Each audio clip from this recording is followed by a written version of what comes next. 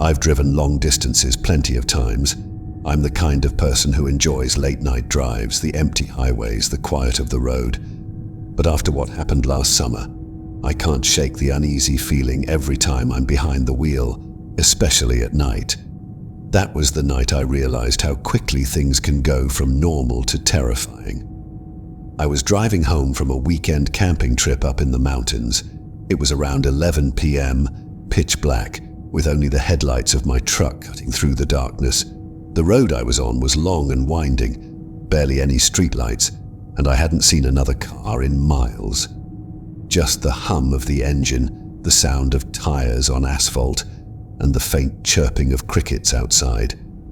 I was about halfway home with maybe another hour or so to go when I saw something in my rearview mirror, 2 pairs of headlights. They were small and far back at first, but as they got closer, I could make out the silhouettes of 2 motorcycles riding side by side. At first, I didn't think much of it. It was a late summer night, and bikers rode those roads all the time. Maybe they were just heading home, same as me. But as the minutes passed, the bikers didn't pass me. They stayed behind my truck, keeping their distance, but always lingering just close enough that I could see their headlights in my mirror. I glanced down at my speedometer. I wasn't driving slowly, and there was plenty of space for them to pass if they wanted to. Still, they didn't. I tried to shrug it off, telling myself it was nothing. Maybe they just liked the pace I was going, or maybe they were planning to exit the road soon, but the longer they stayed behind me, the more uneasy I felt. Then they got closer. I watched in the rearview mirror as the 2 bikes pulled up, nearly riding bumper to bumper with my truck. Their headlights were blinding now, shining directly into my mirror, and I could hear the low rumble of their engines vibrating through the truck's cabin. My pulse quickened. I flicked on my turn signal and moved into the right lane, hoping they would just pass and get it over with, but instead they slowed down with me, matching my speed. They didn't pass. They stayed right behind me. I'm not the kind of person who panics easily, but something about the way they were following me, so close, so deliberate, set off every alarm in my head. I kept glancing at the mirror, trying to see the riders' faces, but all I could make out were shadows under their helmets, their expressions hidden in the dark. A minute passed, then 2, and still they followed. My heart was racing now, my hands gripping the steering wheel tighter than I realized. The road ahead was completely empty. No other cars, no intersections, nothing but miles of highway stretching out into the night. Then the first biker swerved. I barely had time to react. One of the motorcycles pulled up alongside my truck, just inches away from the passenger side door. He was so close I could see the glint of metal on his handlebars, the dark visor of his helmet reflecting the truck's headlights. He rode next to me for what felt like an eternity, not speeding up, not slowing down, just keeping pace. I glanced at him, trying to figure out what he wanted, but he didn't make any moves. He just stayed there, hovering like a shadow next to my truck. Then the second biker moved up, pulling up on my left side. Now I was boxed in. 1 bike on each side, both of them riding incredibly close to my truck, trapping me in the middle of the road. I tried to stay calm, but my mind was racing. What were they doing? What did they want? I didn't know if I should try to speed up, slow down, or pull off the road. Every option felt wrong. The bikers weren't just messing around, they were intentionally keeping me trapped. For a few agonizing minutes, I just kept driving, my eyes darting from one side to the other, watching the 2 bikers as they stayed close, their engines roaring in my ears. I could feel my pulse hammering in my chest, sweat beading on my forehead, despite the cool night air. Then, suddenly, the biker on my left moved closer, way too close. He swerved toward my truck, just enough to make me jerk the steering wheel to avoid him.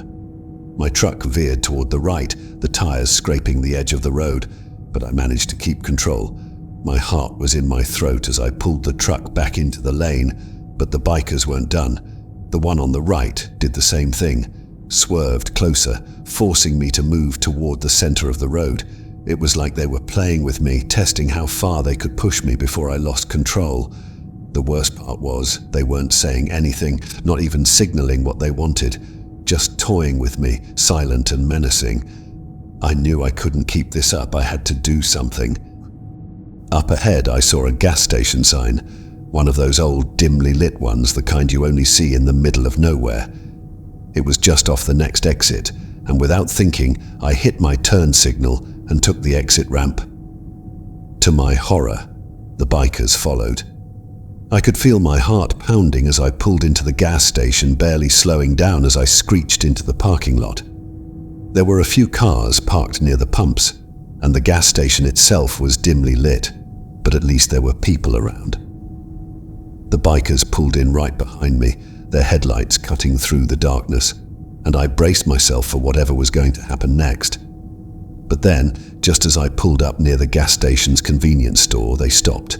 Both bikes came to a halt at the entrance of the lot, their engines still rumbling, but they didn't get off. They just sat there, staring at me through their visors. I stayed in the truck, gripping the steering wheel so hard my knuckles turned white, waiting for them to make their move. But they didn't. After a few tense moments, they revved their engines and turned around, speeding off back onto the highway without a second glance.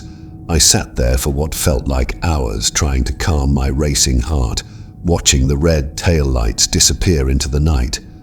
I don't know what they wanted or why they followed me like that, but I've never felt so close to something terrible happening. I haven't driven that highway alone at night since, and I never want to find out what would have happened if they hadn't decided to leave. I've always been a driven person. My parents used to joke that I was born with a plan in hand, ready to take on the world. So, when I got accepted into the graduate program of my dreams, I knew I had to do everything right. Part of that meant finding the best mentor I could, someone who would guide me, challenge me, help me become the best version of myself. That's how I met Dr. Alan Greaves. Dr. Greaves was one of the most respected professors in the department. He'd published countless papers, spoke at conferences all over the world, and had a reputation for being demanding, but brilliant. I remember the first time I met him, he was charming, articulate, and had this air of authority that made me feel like I was in the presence of someone truly important. I was honored when he agreed to take me on as his mentee. At first, everything was great. He pushed me hard, yes, but I thrived under the pressure. He had high expectations, but that only made me work harder. I spent long hours in his office going over research, discussing theories, and mapping out my future. He seemed to care about my success more than any other professor ever had. But then, things started to change. It was little things at first. He became more controlling, more involved in every aspect of my life. He would show up unexpectedly at the library when I was studying, or at the coffee shop where I liked to write. At first, I thought it was just a coincidence. After all, we both worked on campus, and it wasn't unusual to run into each other, but it became more frequent, more deliberate. One evening, after a late-night study session, I was walking home when I noticed him. Dr. Greaves was across the street, standing under a street lamp, watching me. He didn't try to hide it. He just stood there, his face shadowed, his hands in his pockets. My stomach twisted, but I told myself it was nothing. Maybe he was heading home too, and we just happened to be walking in the same direction. But the next day, he mentioned it. "You looked tired last night," he said casually during our meeting. "It's not safe to walk home alone so late." I froze. I hadn't told anyone I was out that late. I hadn't mentioned it to anyone. But he knew. When I looked at him, there was something in his eyes, something calculating. "Thank you for the concern," I muttered, brushing it off. I tried to tell myself that he was just being protective, that he wanted to make sure I was safe. But deep down, I knew something wasn't right. As the weeks passed, Dr. Greaves became more invasive. He would drop by my apartment unannounced, claiming he was in the neighborhood and wanted to discuss a research idea. He'd leave cryptic messages on my phone like, "I saw you at the cafe today. Interesting choice of drink." It got to the point where I felt like I couldn't breathe without him knowing about it. Then came the breaking point. One night I was working late at the lab, trying to finish a paper before the deadline. It was around 10 p.m. and the building was nearly empty. I liked working there at night because it was quiet and I could focus. I hadn't told anyone I'd be there, not even my close friends. I was deep into my work when I heard a knock on the lab door. My heart skipped a beat and I hesitated for a moment before getting up to check. It was Dr. Greaves. "Good evening," he said, smiling in that same cold, calculated way. "I thought I might find you here." I tried to keep my composure, but my mind was racing. How did he know I was there? Why had he come? It didn't feel like a coincidence anymore. It felt planned. "I didn't realize you'd be working this late," I said, trying to sound casual, but my voice was shaky. "I have a knack for knowing where my students are," he replied, his tone light but with an undercurrent of something darker. "It's important to keep an eye on you, make sure you're on the right path." I stood there, frozen, unsure of what to do. He walked into the lab, uninvited, and started looking around, as if he had every right to be there. The way he moved, like he was inspecting something he owned, sent a wave of unease through me. "You know," he said, turning to face me, "I've invested a lot of time in you. I want to make sure you don't disappoint me." I didn't know what to say. His words felt heavy, like they were a threat wrapped in concern. The room felt smaller, the air thick with tension. I needed to leave. "I should finish up," I said quickly, moving toward the door. "It's getting late." But as I reached for the handle, he stepped in front of me, blocking the way. "Don't rush off," he said softly, his eyes locking onto mine. "We still have much to discuss." That's when I realized this wasn't just about mentorship. This was something else, something much more twisted. I don't know how I found the courage, but I pushed past him, grabbed my bag and bolted out of the lab. My heart was racing, and I didn't stop running until I was outside, where I could breathe. The cold night air hit my face, and I glanced back, half expecting to see him following me, but the hallway was empty. I didn't go back to the lab that night. I didn't go back for weeks. I couldn't shake the feeling that I was being watched, that he was waiting for me. Everywhere I went, I felt his presence, his eyes following me, his footsteps just a little too close. I started skipping meetings, avoiding his office, making excuses to my colleagues. I knew I had to distance myself, but I didn't know how. Finally, after weeks of mounting fear, I reported him to the university. I had no hard evidence, just a growing list of strange, unsettling encounters.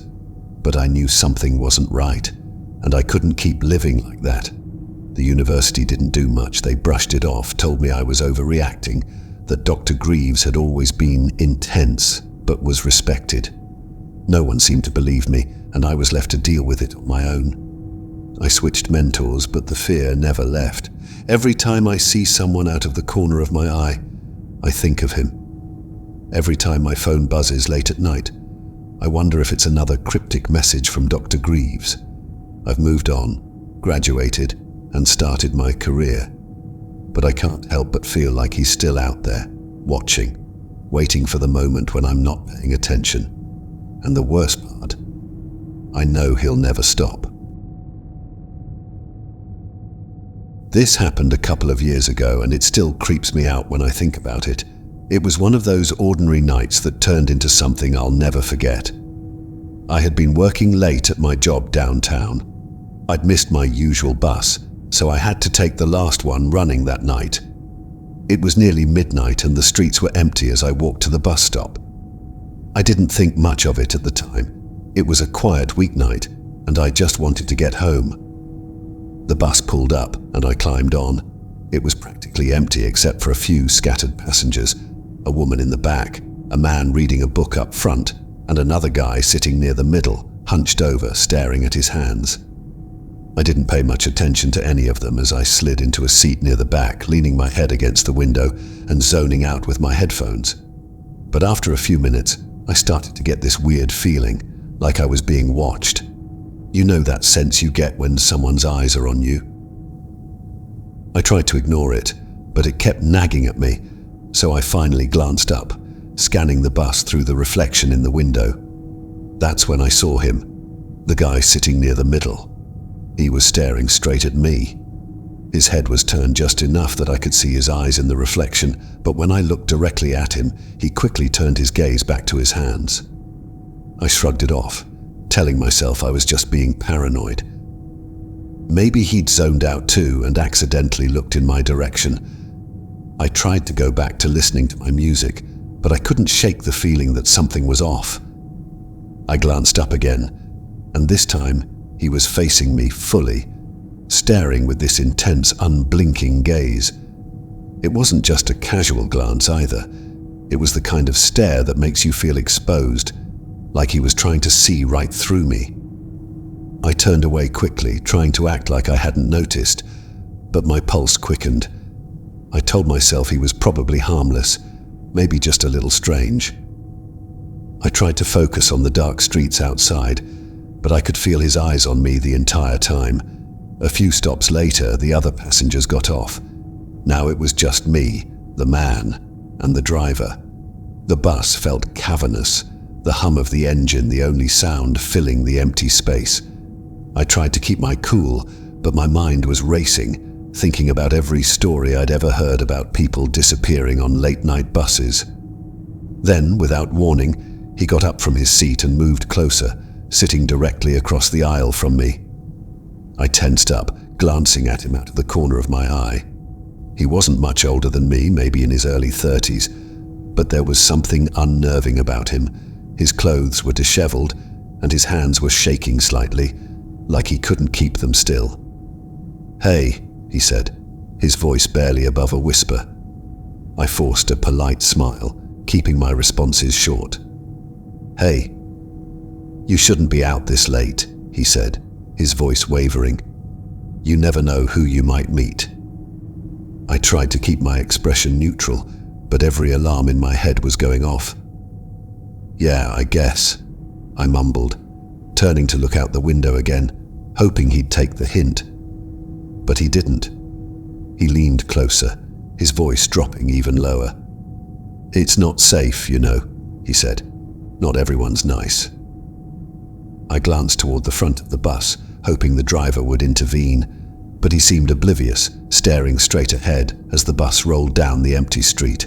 The man kept talking, his words becoming stranger, more frantic. "You have to be careful. They watch you, you know. They always watch."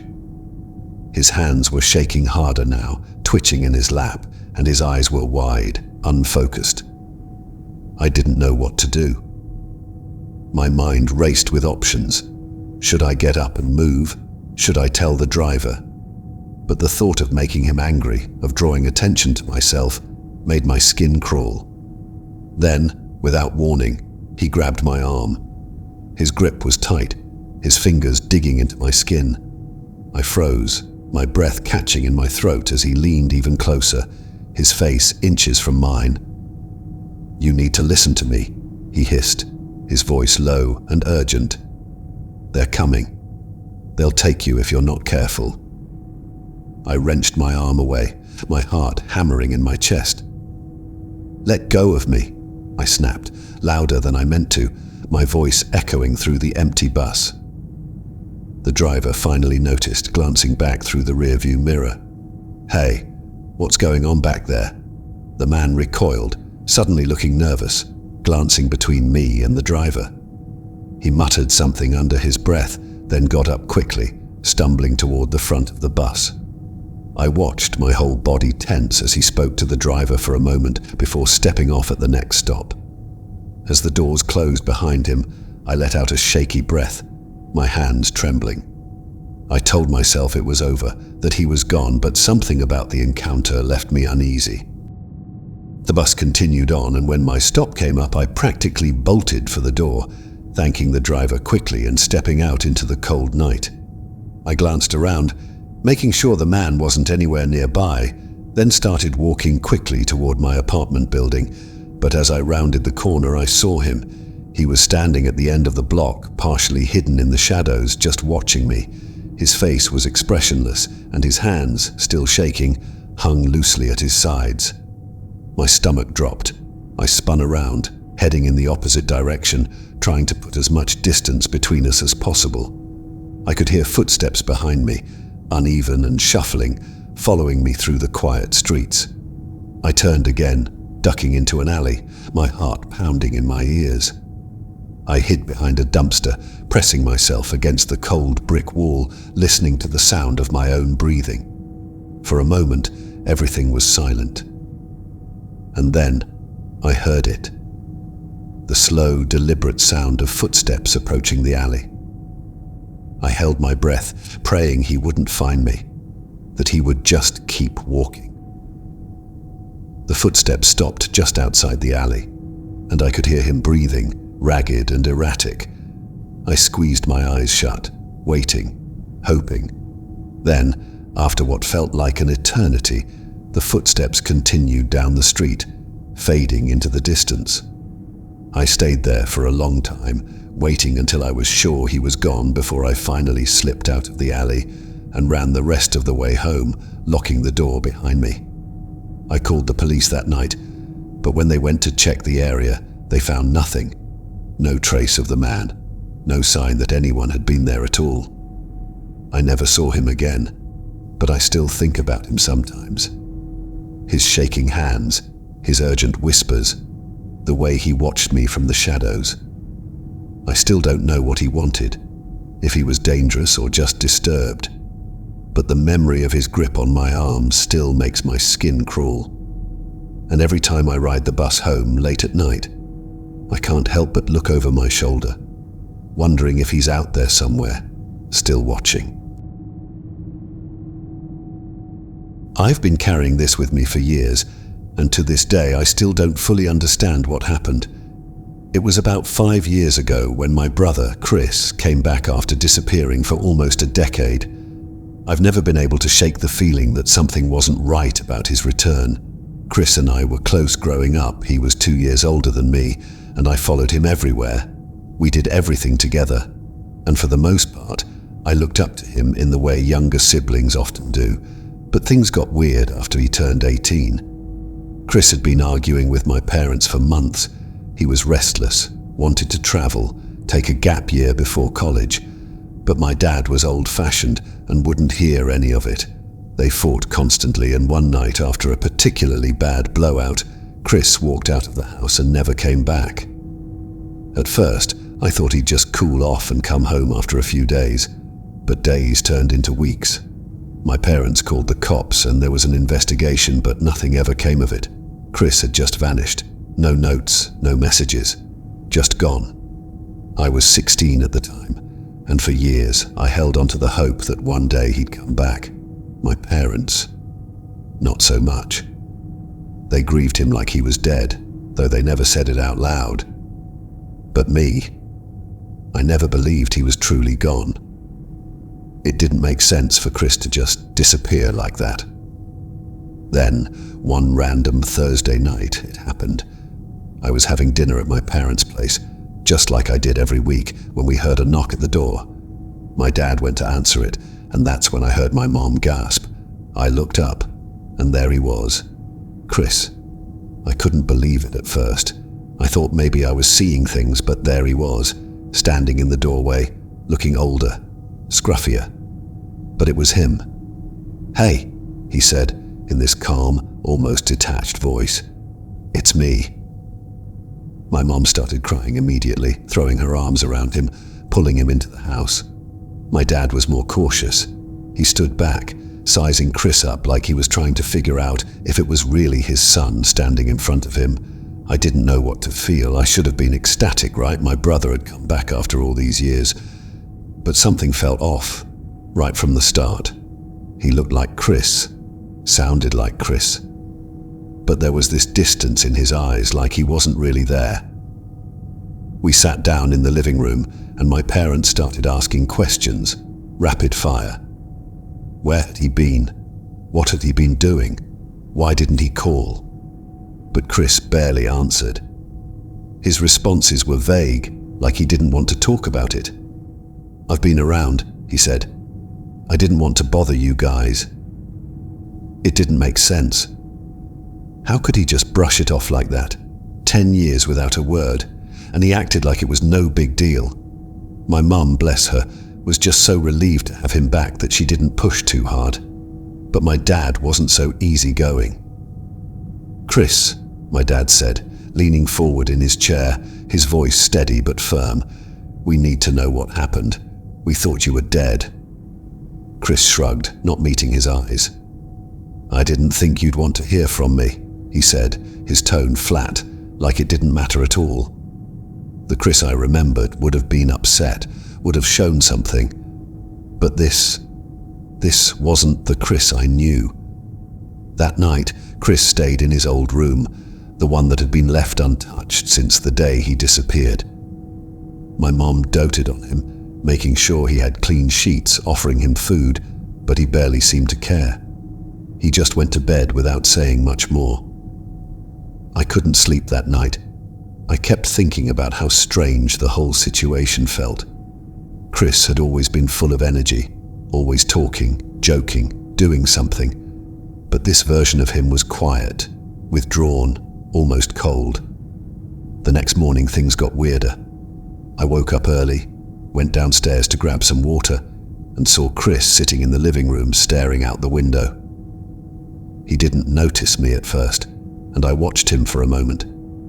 He was just sitting there, not moving, not doing anything. It was eerie.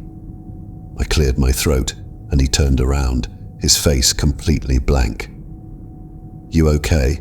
I asked, trying to keep my voice casual, even though my nerves were on edge. He just nodded. "Yeah, I'm fine." But I didn't believe him.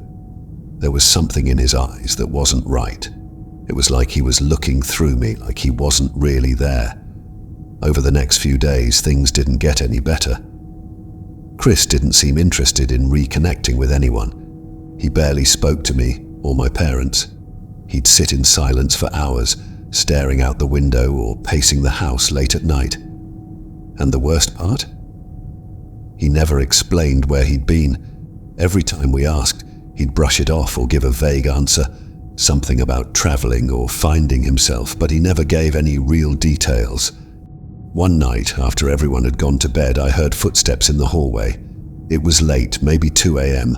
I figured it was Chris, but when I opened my bedroom door, I saw him standing at the front door, his hand on the doorknob like he was about to leave again. "Chris?" I called out, my voice low. He didn't respond at first. He just stood there, his back to me, his hand resting on the doorknob. Finally, he turned around, and for the first time since he came back, I saw something in his eyes, something dark, something I couldn't place. "I shouldn't have come back," he said, his voice barely above a whisper. Before I could ask what he meant, he turned and went back to his room. I stood there for a while, trying to make sense of what had just happened, but I couldn't shake the feeling that this wasn't over. Chris stayed for a few more days, but eventually he left again. No warning, no explanation. He just packed his things one morning and walked out the door. We haven't seen or heard from him since. To this day, I don't know what happened to my brother during those years he was gone. I don't know if he left of his own free will or if something brought him back temporarily.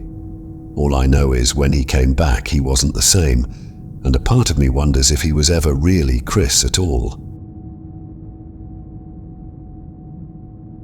I don't talk about this night much, but when I do, it still sends a chill down my spine. What started as an act of kindness from a stranger turned into something much more sinister, and to this day, I can't explain it. It was 2 years ago, and I was leaving work late. I'd been picking up extra shifts at the restaurant where I worked, and by the time I locked up and got out to my car, it was nearly midnight. The drive home was about 30 minutes, mostly through empty back roads, the kind where you don't see much traffic at night. It was the kind of quiet that normally felt peaceful, But that night, something was different. There was a heaviness in the air that I couldn't shake. I tried to ignore the feeling as I drove, but about halfway home it happened. Out of nowhere, something darted across the road. An animal, I think, though I couldn't be sure. I swerved hard, instinctively yanking the wheel to avoid it, and before I knew it, my car veered off the road and into a ditch. The jolt knocked the wind out of me, and for a few moments I just sat there, stunned. When I finally looked around, my heart sank. My car wasn't damaged, but it was stuck deep in the mud. I tried reversing, but the tires just spun, making things worse. I checked my phone. No signal. I was stranded on an empty road, late at night, and the idea of walking alone through the woods to find help sent a wave of panic through me. That's when I saw the headlights in my rearview mirror. Relief washed over me as the car slowed down and pulled over to the side of the road, parking a few feet ahead of me. A man got out. He looked to be in his late 30s or early 40s, wearing a baseball cap and a heavy jacket. He walked over to my car, his face mostly hidden in the shadows. "You all right?" he asked, his voice calm. "Yeah," I said, trying to sound composed even though my nerves were on edge. "I swerved to avoid an animal and got stuck." He nodded, looking around at the empty road. For a moment he didn't say anything, just staring down at the ditch where my car was stuck. There was something unsettling about the way he moved, slow, deliberate, like he had all the time in the world. "I can help you out," he finally said, his tone flat. "I've got a tow strap in the truck." I was relieved, but also starting to feel uneasy. Still, I didn't have much of a choice. I needed help, and he was the only person around. "Thank you," I said, forcing a smile. He walked back to his truck, and I watched him attach the tow strap with practiced ease. He seemed too calm, too unfazed by the situation, but I figured I was just overthinking things. I wanted to get out of there as quickly as possible. Once the strap was secure, he got back into his truck and started to pull. I followed his instructions, steering and giving my car some gas. After a few minutes, the tires finally gripped, and my car was free from the ditch. I felt a wave of relief, eager to get back on the road and away from this strange encounter. "Thanks so much," I said, rolling down my window as he walked back over. But the look on his face stopped me cold. He wasn't smiling. His expression was flat, his eyes dark and unreadable. "You should be more careful," he said, his voice low. "Not everyone stops for the right reasons." There was something about the way he said it, something that made my skin crawl. It wasn't just a helpful warning. It felt more like a threat. I muttered a quick thanks again, trying to hide the shakiness in my voice, and pulled away. My eyes kept flicking to the rearview mirror, half expecting to see him walking back to his truck. But he didn't move. He just stood there in the middle of the road, watching me drive off. I tried to shake the feeling as I sped down the empty road, telling myself I was being paranoid. But as I drove, I couldn't stop glancing at the mirror, my heart racing. Then, a few miles down the road, I saw them, headlights in the distance. At first, I thought nothing of it. But when the lights got closer, I realized it was him. His truck. He was following me. My pulse quickened, and I pressed down on the gas. I tried to tell myself that maybe it was a coincidence, that he was just heading in the same direction. But the longer it went on, the more certain I became that this wasn't random. He stayed behind me, not too close, but always there. Every turn I made, he made. My heart was pounding in my chest now, my hands gripping the steering wheel so tightly that my knuckles were white. I took a sharp left down a side road that I didn't normally take, hoping to lose him, but his truck followed, its headlights steady in my rearview mirror. By the time I reached my neighborhood, I was shaking. I thought about driving past my house, maybe going to a friend's place, but I was too scared, too rattled to think clearly. I pulled into my driveway, my hands trembling, praying he would just keep driving. But he didn't. His truck slowed down as it passed my house, the headlights illuminating my front yard. For a second, I was sure he would stop. But then, slowly, he drove on, disappearing down the street. I sat there for a few minutes, my heart pounding, watching the empty road. I told myself it was over. He was gone. I was safe. But as I got out of my car, I saw something that made my blood run cold. There, at the end of the street, barely visible in the shadows, was his truck. It was parked, engine off, just sitting there, watching. I hurried inside, locking the door behind me, my breath coming in shallow gasps. I peeked out the window, my heart racing, but after a few minutes, the truck was gone, vanished. The next morning, I drove back the same route to work, determined to put it behind me. But when I passed the spot where my car had gone off the road, something wasn't right. There was no ditch, no sign of a curve in the road. It was just a straight stretch of asphalt. I stopped the car, my hands shaking again as I got out to look around. But there was nothing. It was like the place where I'd crashed didn't exist. I don't know what happened that night. I don't know why that man helped me or why he followed me home. But I can't shake the feeling that he wasn't just some good Samaritan. And the fact that the spot where it all happened seems to have disappeared. It makes me wonder if I'll ever really know what was going on. All I know is that I've never driven that road alone at night again, and I keep my doors locked. A few years ago, my friend Tom and I took on a summer job that, looking back, I wish I hadn't agreed to. It wasn't anything unusual at first, just helping clear out an old farmhouse before it was sold. The owner, an elderly man named Mr. Radford, had passed away months earlier, and his kids, who lived out of state, needed someone local to handle the grunt work of sorting through the house and preparing it for the market. The farmhouse was a couple of hours outside of town, nestled in the middle of nowhere. When Mr. Radford's kids contacted me, they mentioned that no one had been to the house since his passing, so they needed someone to check on the place, clear out the old furniture, and make sure everything was in order. The only instruction they gave was that the house should be completely empty. No one had a reason to be there. It sounded easy enough. Drive out, spend a few days cleaning up, get paid, and leave. Tom and I figured it was an easy gig, so we packed up our gear and headed out one morning. The drive was long, winding through country roads that seemed to stretch on forever. By the time we got close to the farmhouse, we were surrounded by fields, the occasional patch of woods, and a whole lot of nothing. The road leading up to the house was lined with overgrown grass and dead crops, like the land itself had been forgotten. When we finally arrived, the house looked exactly how you'd expect a decades-old farmhouse to look, weathered, worn, and sagging in places. It was a 2-story building with peeling paint and a porch that creaked under our weight when we stepped onto it. A barn sat off in the distance, looking just as dilapidated. The whole place had an unsettling, abandoned feel, like time had stopped there. We had the keys, but the door was already unlocked when we arrived. That should have been the first sign something wasn't right, but we brushed it off, thinking maybe Mr. Radford's kids had left it that way after their last visit. We stepped inside, and the house was just as we expected. Dusty furniture, old rugs, and the smell of stale air that hadn't been circulated in months. It felt like no one had been there in ages. The first couple of hours went by smoothly enough.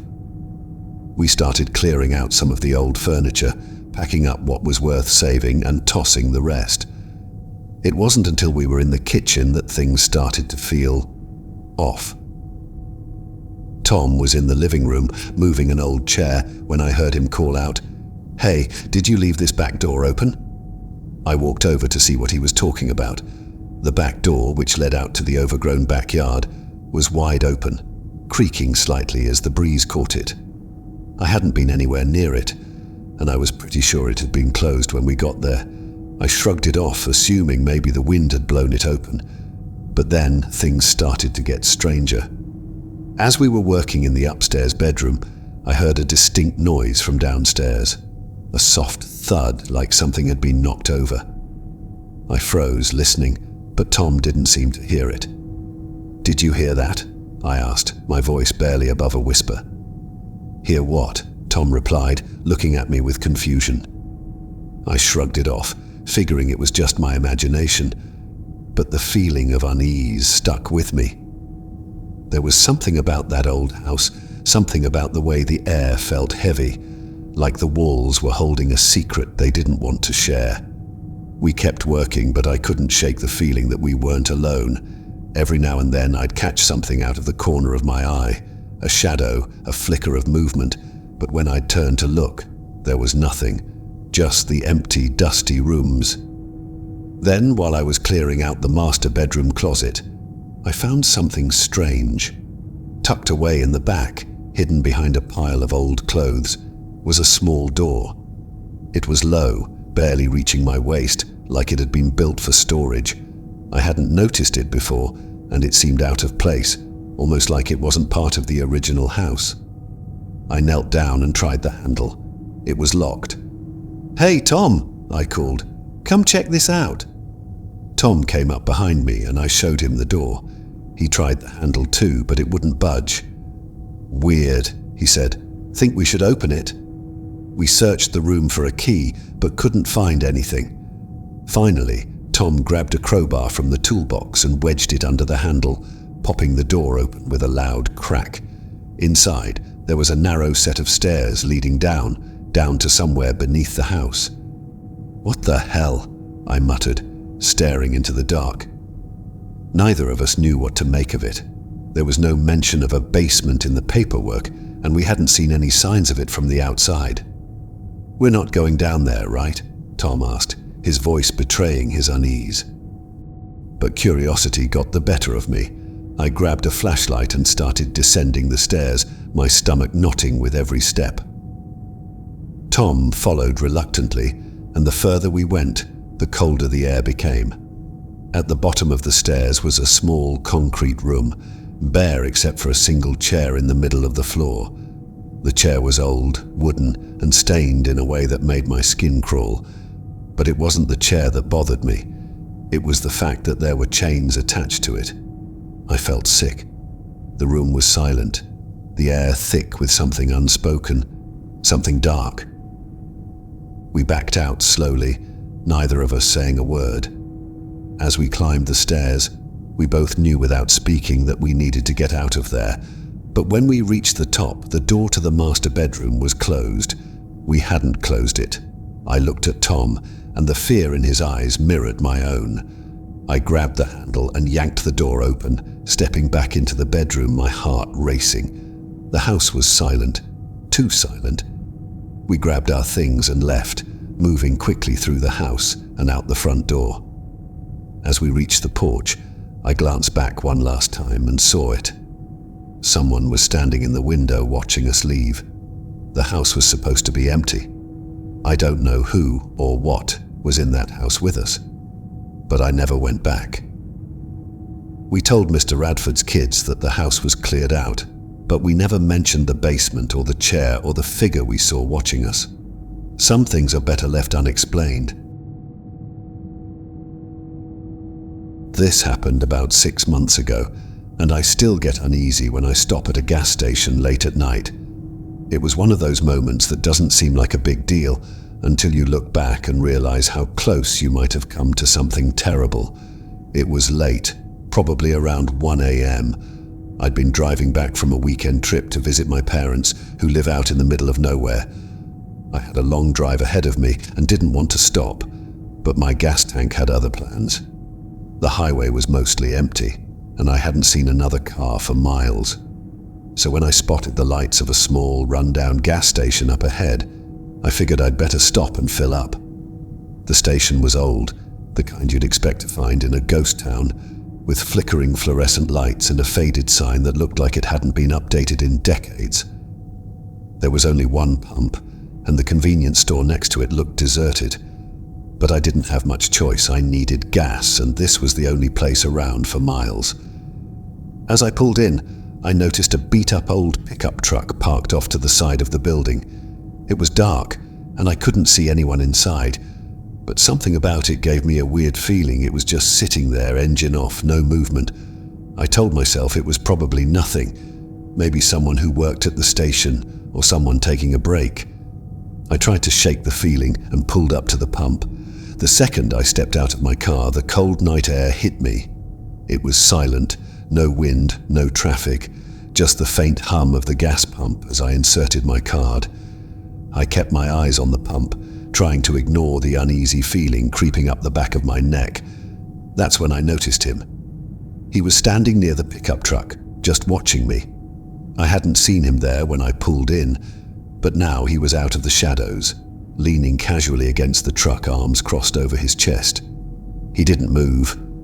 He just stared. The station was poorly lit, but from what I could make out, he was tall, probably in his late 40s or early 50s, with scruffy facial hair and wearing a dark jacket.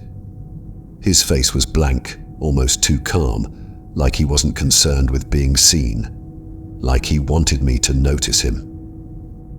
I tried to play it cool, keeping my eyes on the pump, but every instinct in my body was screaming at me that something wasn't right. I could feel him watching me, and the silence between us was suffocating. Just fill up the tank and go, I told myself, trying to stay focused. The pump clicked, signaling the tank was full. I quickly put the nozzle back, got into my car and locked the doors. I was just about to start the engine when I saw him moving, slowly, deliberately, toward my car. I didn't wait. I turned the key, threw the car into gear and pulled out of the station as fast as I could. As I sped off, I glanced in my rearview mirror, half expecting to see him running after me, but he just stood there, watching me leave, his face still blank. For a few miles, I tried to calm myself down. I told myself he was probably just some guy who thought I was someone he knew, or maybe he was harmless and curious. But the further I drove, the more that nagging feeling of dread settled in. Something was off about that man, and I couldn't shake the thought that he was waiting for me to do something. What? I didn't know. Then about 10 minutes later, I saw headlights in the distance behind me. At first, I didn't think much of it. After all, I was on a highway, but as the vehicle got closer, my heart started to race. It was the same pickup truck from the gas station. I could feel the tension rising in my chest. There was no reason for this truck to be behind me, not out here, not at this hour. The road was empty, and he'd have to have left the gas station right after me to have caught up so quickly. My mind raced with possibilities. Maybe it was a coincidence, or maybe I was just being paranoid. But then the truck sped up. I tried to keep my cool, telling myself not to overreact, but the truck was gaining on me fast. Its headlights were now glaring in my rearview mirror, bright and blinding. My hands tightened on the steering wheel as I pressed down on the gas pedal. I wasn't going to let this guy follow me any longer. I sped up, my car picking up speed as the highway stretched out in front of me, but no matter how fast I went, the truck stayed right behind me, following every curve of the road, every turn. I could feel the panic rising in my throat as I glanced down at my gas gauge, nearly empty. I had to lose him, and I had to do it fast. Up ahead, I saw an exit, a narrow, winding road that led into the forested hills. Without thinking, I swerved onto the exit, hoping the truck wouldn't follow. But it did. I was racing down the dark, twisting road, my headlights barely illuminating the trees that lined the sides, the truck's headlights still glaring behind me. My mind was racing. What did this guy want? Why was he following me? Then, as suddenly as it had started, it stopped. I glanced in my rearview mirror, and the truck was gone. Just like that. 1 second it had been right on my tail, and the next, the headlights disappeared, swallowed by the darkness. I slowed down, my heart still pounding, my breath coming in shallow gasps. I kept driving for another mile, half expecting the truck to reappear, but it never did. I pulled off the road into a small gravel turnout and sat there for a moment, trying to steady my breathing. The road was empty, silent. Nothing but the sound of my own heartbeat in my ears. I never saw that truck again. When I finally made it home that night, I couldn't stop thinking about the man at the gas station, the way he just stood there watching me with that blank expression, the way he followed me, his headlights chasing me through the night. It felt like he was testing me, pushing me, waiting for me to make a mistake. I don't know what would have happened if I hadn't taken that exit, but I'm glad I didn't stick around to find out. Now, every time I stop at a gas station late at night, I find myself looking over my shoulder, wondering if I'll see him again, standing there in the shadows waiting. This happened last winter, and I still don't have an explanation for what went down that night. It was one of those encounters that makes you question how well you really know the people around you. I'd just moved into a new neighborhood, one of those quiet suburban areas where nothing ever seems to happen. My house was a small rental at the end of a cul-de-sac, tucked away behind a row of old trees. It wasn't anything special, but I liked the privacy. I hadn't met many of my neighbors yet, except for a woman named Marge who lived across the street. She was in her 60s, always friendly whenever she saw me, and she'd wave from her porch if I was outside, the kind of neighbor who'd bring cookies over if you were new in town. The rest of the houses were quiet, and honestly, that's how I liked it. One night, just after midnight, I was in my living room reading when I heard a knock at the front door. It startled me, mainly because of how late it was. The streets were empty, and my porch light was off, casting shadows across my yard. I figured maybe it was Marge. Maybe she needed help or something. But when I looked through the peephole, I didn't see her. Instead, I saw a man. He looked to be in his 40s, dressed in a thick coat with a hood pulled up, his face partially hidden. He had his head down, like he was trying to keep warm. But something about his posture made me uneasy. I hesitated for a moment, wondering if I should even open the door. "Who is it?" I called out, my hand hovering over the lock. He shifted a bit, still keeping his head down. "Sorry to bother you," he said, his voice low. "But my car broke down just down the street and my phone's dead. I was wondering if I could use your phone to call for a tow." I relaxed a little, but something still felt off. Maybe it was just the fact that he'd come so late, or maybe it was the way he kept looking down like he didn't want me to see his face. But I reminded myself that it was freezing outside, and if I were in his shoes, I'd want someone to help me. Still, I wasn't about to let a stranger into my house. "I can call a tow for you," I said through the door. "Where's your car?" He hesitated, then pointed down the street. "Just around the corner. I'd appreciate the help." I nodded, though he couldn't see me, and reached for my phone. I figured I'd make the call, get him the help he needed, and that would be that. But when I glanced back through the peephole, I noticed something strange. He wasn't looking down anymore. He was staring directly at the peephole, his eyes wide, unblinking. I froze, the phone slipping from my hand, hitting the floor with a dull thud. He didn't react. He just kept staring, like he was waiting for me to open the door, like he knew I was watching him. I took a step back, my heart pounding in my ears. The way he was looking at me, it didn't feel right. I suddenly had the overwhelming sense that this wasn't about a broken-down car. Something about his expression was too intense, too focused.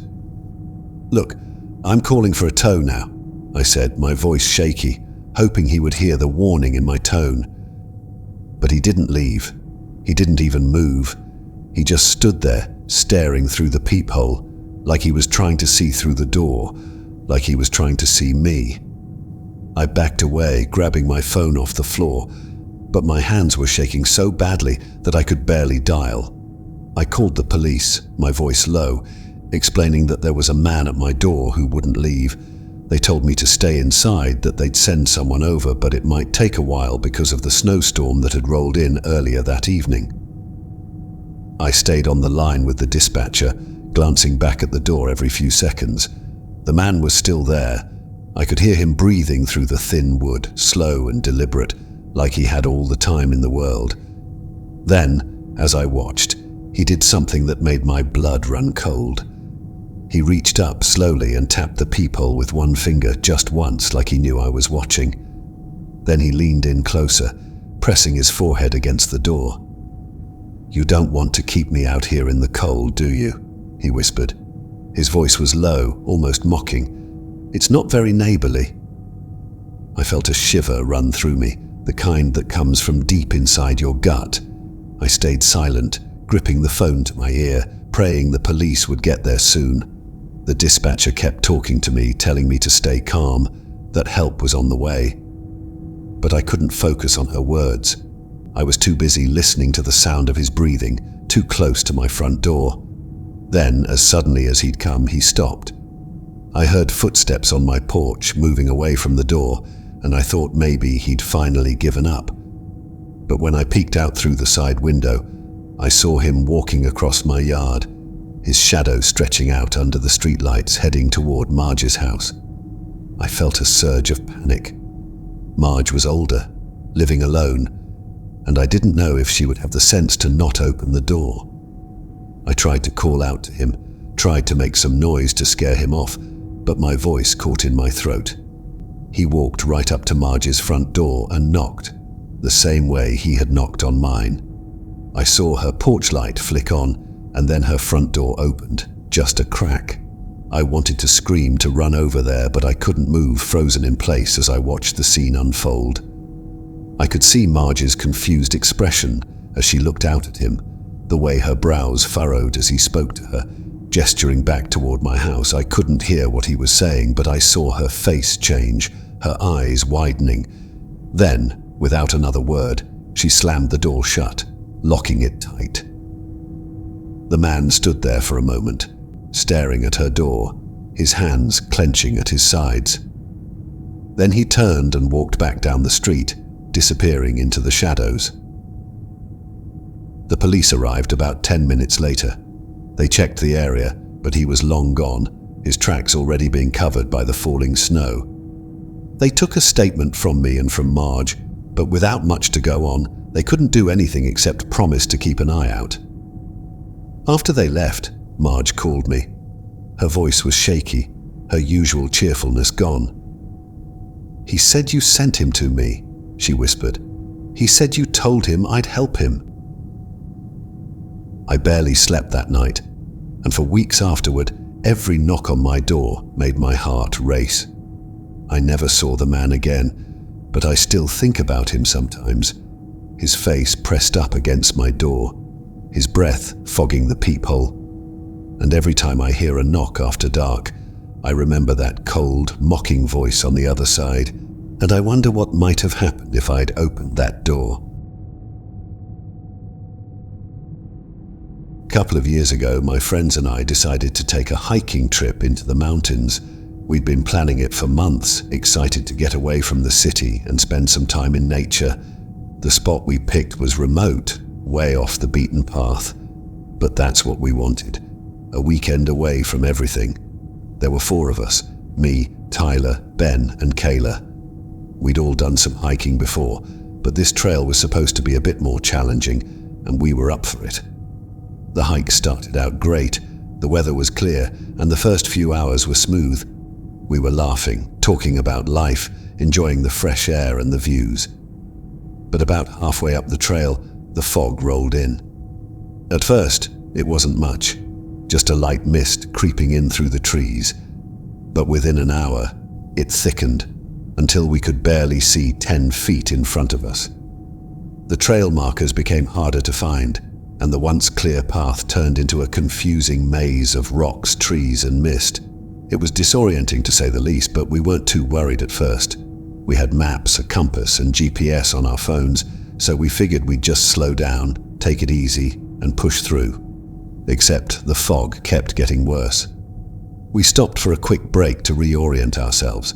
That's when I noticed something strange. Everything around us had gone eerily quiet, the kind of silence that feels unnatural, where even the birds stop singing. It was just the 4 of us standing there in the fog, surrounded by trees we couldn't fully see. Tyler checked his phone and frowned. "No signal," he said, waving it around like that might help. Ben and Kayla tried theirs too, but it was the same. Nothing. We weren't in a dead zone earlier, but somehow we'd lost all connection to the outside world. Still, we weren't panicked. We had plenty of supplies, and we figured we could just follow the trail back down if things got worse. But as we started to move again, it became harder to tell where we were going. The fog was so thick that everything started to look the same, just endless trees and shadows, all blending together in a swirling white mist. After what felt like an hour of slow progress, Kayla stopped. "Do you guys hear that?" she asked, her voice low and tense. We all froze, listening. At first I didn't hear anything, just the muffled sound of our own footsteps, but then faintly I heard it too. A soft, distant sound. It was hard to make out through the fog, but it was rhythmic, almost like footsteps. They didn't match ours though. They were slower, deliberate. Tyler laughed nervously. "Probably another group," he said, though he didn't sound convinced. But as we kept walking, the footsteps seemed to follow us. Every time we stopped, they stopped. When we moved, they moved. It wasn't loud, but it was always there, lingering in the fog, just out of sight. We started to pick up the pace, trying to shake the feeling that we weren't alone out there. But the trail was getting harder to follow and the fog wasn't letting up. The footsteps, though, they never left us, always just a little behind, never too close, but always present. After another hour of walking in what felt like circles, we realized we were lost. The markers were nowhere to be found and every direction looked the same. Tyler pulled out the map, but it didn't help. We couldn't see any landmarks, and without signal, our GPS was useless. Then, out of nowhere, Ben stopped dead in his tracks. "Look," he whispered, pointing ahead. Through the fog, just barely visible, was a shape. It was hard to make out, but it looked like a figure, tall, thin, standing perfectly still just off the trail. My heart skipped a beat as we all stared at it, trying to figure out what we were looking at. "Maybe it's another hiker," Kayla said, though she didn't sound sure. But the figure didn't move. It just stood there, motionless, like it was watching us. "Hey!" Tyler called out, waving his arm. "You lost too?" No response. The figure stayed still, almost blending into the fog, but I could feel its presence. It wasn't another hiker. Something was wrong. "Let's go," I said, my voice barely a whisper. I didn't want to stick around to find out what that figure was or why it hadn't moved. We turned and started walking quickly in the opposite direction, but after a few minutes, we stopped again. The footsteps had returned, closer now, more deliberate. And then I saw it, another figure. This time behind us, barely visible through the mist, but definitely there. There was no way that was another hiker, not two of them standing like statues in the fog. "Run," Ben muttered, and we didn't argue. We bolted down the trail, or at least what we thought was the trail. The fog made it impossible to see where we were going, but we didn't care. We just needed to get away from whatever was out there. We ran for what felt like hours, but no matter how far we went, the fog stayed thick and the figures kept appearing. First one, then another, always just out of reach, standing silently in the mist, watching us. It was like the forest itself had come alive, and we were trapped inside it. Finally, after what felt like an eternity, we stumbled upon a clearing. The fog wasn't as thick there, and in the distance, I could see a small ranger's station, empty, but a sign that we weren't completely lost. We didn't stop running until we reached it. Once inside, we barricaded the door, hearts pounding, trying to catch our breath. We never saw the figures again, but that night, none of us could shake the feeling that something had followed us to the station, lingering just outside in the fog, waiting for us to make a mistake. We left the next morning as soon as the fog lifted, but none of us ever talked about what we saw, or thought we saw. I haven't been hiking since, and I don't think I ever will. Whatever was out there in the fog, it wasn't human, and it wanted us to know we were being watched. I've always been the kind of person who likes routines. I guess that's why I loved my late-night workouts at the gym. It was a small 24-hour place a few blocks from my apartment, usually empty around 10 p.m. when I'd go in. It was perfect. No waiting for machines, no crowded locker rooms, just the hum of treadmills and the clinking of weights. I never felt unsafe there, not even when I was the only one inside. But that changed about a year ago. It started out like any other night. I'd had a long day at work and decided to blow off some steam with a late session. By the time I got there, the place was practically deserted. There was one other person, a guy I'd seen around a few times before, lifting weights in the corner. He was probably in his 40s, a bit older than the usual crowd, always wearing a grey hoodie pulled low over his face. I didn't think much of him. We all have our routines, right? I put on my headphones, cranked up my playlist and started my usual circuit. After about 20 minutes, I noticed him glancing in my direction. Not just a casual look, but a long, lingering stare that made my skin prickle. I tried to brush it off. Maybe he was zoning out between sets, or maybe he was just a little socially awkward. I kept to myself, focusing on my workout. But it didn't stop. Every time I moved to a new machine, I'd catch him watching me. He'd slow down his reps or just sit there with his weights, not even pretending to focus on his own workout. It felt off. I kept my eyes on the clock, telling myself I'd leave soon, just cut the session short and get out of there. I finished up and headed for the locker room to grab my stuff, making a point to avoid eye contact with him as I passed. But as I pushed open the locker room door, I saw his reflection in the mirror across the hall. He had stopped what he was doing and was staring directly at me, his face partially hidden by the hood, his eyes following me all the way into the locker room. I tried to shake it off. I changed quickly, splashed some water on my face, and told myself to stop being paranoid. I'd been going to this gym for months, and I'd never had a problem before. It was probably just in my head. When I walked back out, he was gone. Relieved, I grabbed my bag and headed for the door. That's when I noticed his grey hoodie draped over one of the benches like he'd left it there on purpose. For some reason, it made my stomach twist. I hurried out, glancing over my shoulder as I crossed the parking lot, half expecting to see him standing in the shadows, but the lot was empty, and I convinced myself I was overreacting. The next night, I didn't go to the gym. I told myself I was too tired, but really, I just didn't want to see that guy again. But a few days later, I decided to get back to my routine. I figured he was probably just a harmless weirdo, and I shouldn't let it get to me. When I walked in, I immediately spotted him. Same grey hoodie, same corner of the gym. He wasn't lifting weights this time, just sitting there, staring at the floor. He didn't even pretend to be working out. It was like he was waiting for something. I tried to ignore him, but the second I started my warm-up, I felt his eyes on me again. It wasn't like before, though. It was more intense, more deliberate. I could feel his gaze following every move I made, every rep, every step. Finally, I couldn't take it anymore.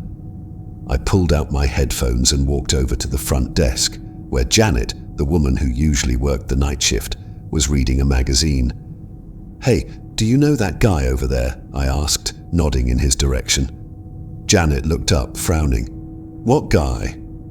I turned around to point him out, but when I looked back at the weight area, he was gone. The grey hoodie was still there, draped over the same bench, but the man himself had vanished. Never mind," I muttered, feeling foolish. Maybe I just imagined it. Janet gave me a weird look, but went back to her magazine. I tried to shake it off, but a chill had settled into my bones. I finished my workout quickly, grabbed my stuff and left. But as I walked out into the parking lot, I saw him again, standing under one of the flickering lights, just watching me. He didn't move, didn't say anything. He just stood there, his face hidden by the shadows of the hood. I didn't wait to find out what he wanted. I sprinted to my car, jumped in, and locked the doors, my hands trembling as I fumbled with the keys. When I finally managed to start the engine, I looked up, expecting to see him walking toward me. But he wasn't there. I told myself I wouldn't go back. But 2 nights later, I found myself back at the gym, thinking maybe I'd imagined the whole thing. Maybe he was just a harmless guy, and I was being paranoid. When I walked in, the gym was empty. I didn't see the man or his hoodie. Relieved, I started my workout, but about halfway through, I heard something behind me. Footsteps, soft but deliberate, coming from the direction of the locker rooms. I turned around, but the room was empty. I tried to ignore it, tried to convince myself it was just the building settling or the sound of pipes. But then I heard it again, closer this time. I spun around, scanning the mirrors, the corners of the gym, my heart pounding in my chest. And that's when I saw it. The grey hoodie, hanging on the doorknob of the locker room door, swaying slightly as if someone had just brushed past it. But there was no one there. I didn't stick around to figure out what was going on. I grabbed my bag and bolted out the door, leaving the lights of the gym behind me. As I ran to my car, I thought I saw a figure standing just beyond the edge of the parking lot, hidden in the shadows. I've never gone back to that gym. I switched to a different place across town, one that's a lot busier, with people around at all hours.